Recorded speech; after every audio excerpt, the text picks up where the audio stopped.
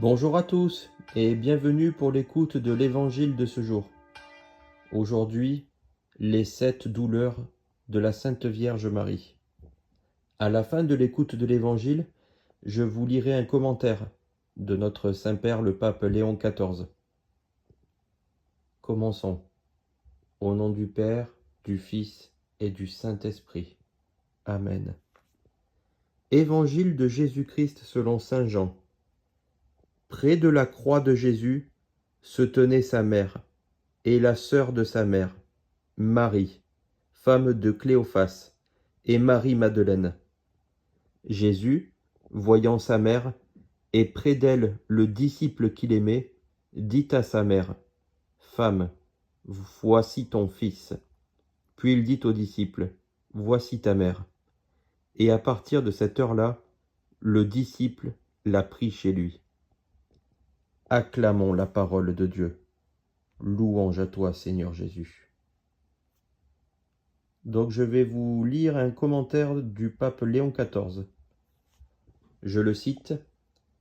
Jean, le seul des 12 présents au calvaire, a vu et témoigné que sous la croix, avec les autres femmes, se trouvait la mère de Jésus.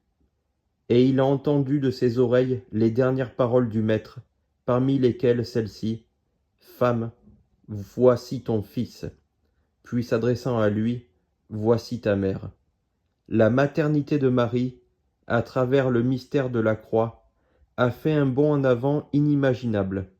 La mère de Jésus est devenue la nouvelle Ève, car le Fils l'a associée à sa mort rédemptrice, source de vie nouvelle et éternelle pour tout homme qui vient en ce monde. Le thème de la fécondité est très présent dans cette liturgie. La collecte l'a immédiatement mis en évidence en nous invitant à demander au Père que l'Église, soutenue par l'amour du Christ, soit toujours plus féconde dans l'esprit. La fécondité de l'Église est la même que celle de Marie. Elle se réalise dans l'existence de ses membres dans la mesure où ils revivent en petit ce qu'a vécu la mère, c'est-à-dire qu'ils aiment selon l'amour de Jésus. Toute la fécondité de l'Église dépend de la croix du Christ.